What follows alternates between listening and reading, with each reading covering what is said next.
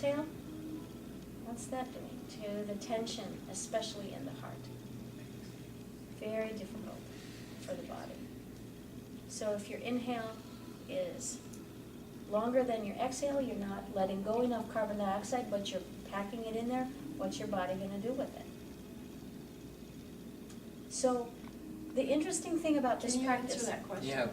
I'm not sure, I intuitively, I don't know the answer to that question. I don't either. I don't understand that process either. I mean, as it pertains to the heart, Mhm. since my inhalation is a bit longer than my Mhm. exhale, it's actually wasn't all that much different. Just when a I little counted, bit. but Okay. a little bit. And because I do deal with some heart mystery. The only intuitive thought I had was that if I'm taking in more oxygen, that is more likely to make me hyper. Because is that it? Well, I can I tell mean- the signs of it. I don't understand why. It makes you hyper. It also, so if exhaling really long, and this is the clue right here, if exhaling really long might be an indication that you're depressed or sad, holding your breath or holding more oxygen in or taking in more oxygen, it not only makes you tense, but it might make you aggressive. You'll find that a lot of military breathing, when guys go into battle, when they're ready to fight, it's all held here. And they don't let go. Yeah, Army boy here, or Marine, I can't remember. It prepares you to fight. And when you need to fight, fine. That's what we need to be doing. But for every day, that's not what we need. It's really hard on the heart. That would be like,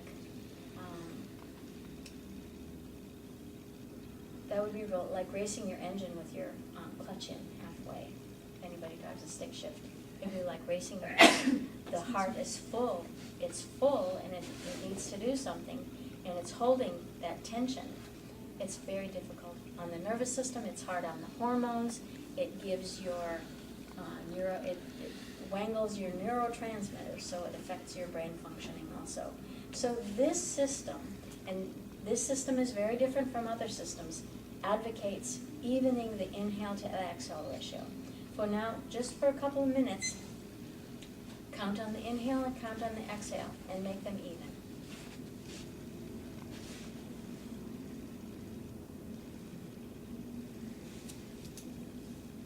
Do you have my notes? I got it, but I didn't actually. Okay, good.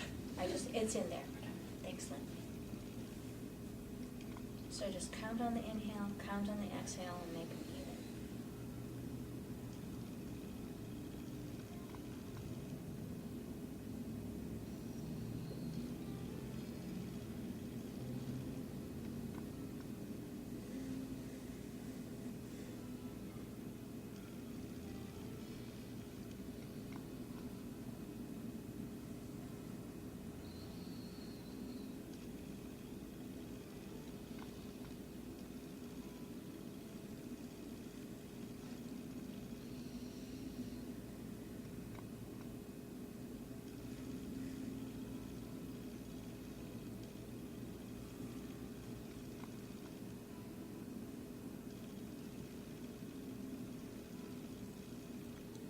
It's a little tricky, but just keep counting. For one, we've got about 45 seconds left.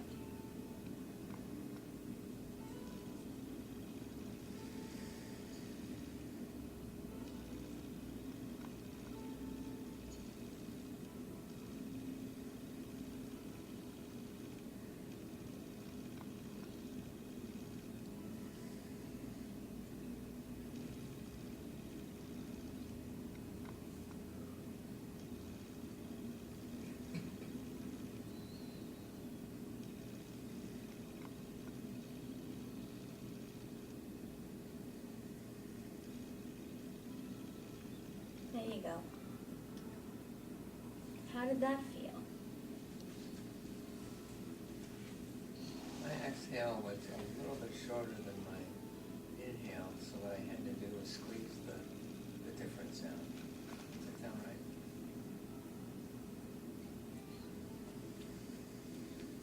Was it okay? think I have a tendency to inhale too much, too rapidly. And exhale comes a lot slower. So if I try to regulate the inhale to be, like in yoga, I think it was in yoga, they tell you not to rush. If I don't rush the inhale, then the exhale takes about the same time. But if I get excited, start breathing too rapid, taking in too much air on the inhale, then on the exhale, I don't have the strength to push it all out at the same time. Yeah. You run out of zoom. That's a really good way to say it. And at first, this will feel weird. It'll feel very strange. If you've been over exhaling, you'll feel like you're hyperventilating. If you've been over inhaling, it will feel like, let's see, what will that feel like? And you slow that down. It will make you, you'll feel tension, usually in the throat, oddly enough. Let's see. And you might feel like you're not inhaling enough. Yeah. So just play with it. Just play with it. That's why we do it before we go to bed. We're not driving a car, not trying to, do it while we're using a chainsaw or anything dangerous. We do it before we go to bed when there's nothing else going on. You can do it sitting, you can do it laying down, doesn't matter. You can do the crocodile and play with that. And so that's one other component that you can add to this mix. And over time, each of these, you'll kind of tick them off and you'll get better at each component as you practice them. And if you don't remember anything about this at all except moving the rib cage, then it will teach you, it will actually teach you. You'll be getting so much more for so much less work that your body will begin to even out all the unevenness. That reminds me, so there's new research now, 2006, see if I can remember the name. The New York Academy of Sciences published a review of studies on all the systems in the body that related to variations in rhythm. And they found that when the rhythms were even, pick a rhythm, it doesn't matter whether it's the heart rate, respiration, cranial sacral, what else is there? 1, 2, 3, that's all I can think of right now. If any one of those is even, it regulates the other rhythms. I used to always bring this up because that's a physics test. In a room, they bring all these clocks, and they'd be big clocks and little clocks, and the clocks would synchronize with one another. Even the little ones with the big ones. They wouldn't try to tick at the same time, but they would try to be as even as the biggest one in the room, the most powerful one in the room. So the way that relates to your body is that if you regulate any one of these rhythms, the respiration especially, if you make it even, inhale for exhale, then your heart will try to beat regularly too. Anybody who's got arrhythmia, play with this. This is huge, gigantic. You regulate your inhale, you regulate your exhale, your heart can go, oh, okay, we'll try that. And your heart will try to regulate its rhythm also. This for the cranial sacral rhythm, which is part of what osteopaths adjust if they're manual specialists. This gives all of these rhythms something even to hang on. If the drummer is playing rhythmically, the rest of the musicians play along. That's just the way it works. So here again, it's one of those really simple things. You regulate the rhythm. Inhale, exhale is even and strong. The heart has something to go, oh, I can do that too. And it will automatically do it. You don't have to mess with trying to stop your heart or start your heart or anything like that. So play with these things. This is huge value over time.